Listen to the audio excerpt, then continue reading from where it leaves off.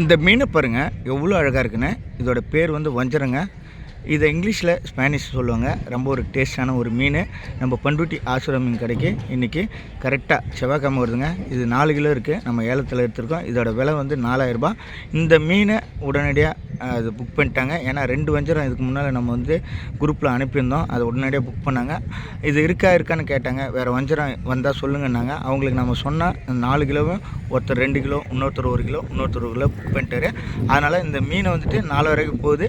இந்த மீன் தரமான மீன். இதை 4000 போகுதுன்ற அந்த ஒரு மெசேஜை நம்ம குரூப்பில் போடுவோம். நீங்களும் தெரிஞ்சுங்க. உங்களுக்கு தரமான மீன்கள் வேணும்னா, நல்ல ஒரு மீன் சாப்பிட்ட அந்த ஒரு ஃபீல் வேணுன்னா பணத்தை பார்க்கக்கூடாது. பணம் பார்த்தா நல்ல மீன் சாப்பிட முடியாது. பேரம் பேசினாலும் நல்ல மீனை சாப்பிட்டு பார்க்க முடியாது. மீனுன்னு இல்லை, எந்த ஒரு பொருளுமே பேரம் பேசினா நம்ம சாப்பிட முடியாது. வேடிக்கை தான் பார்க்க முடியும். நம்ம குரூப்பில் எல்லாருமே பேரம் பேசுன்ற அந்த வேலையே இல்லைங்க.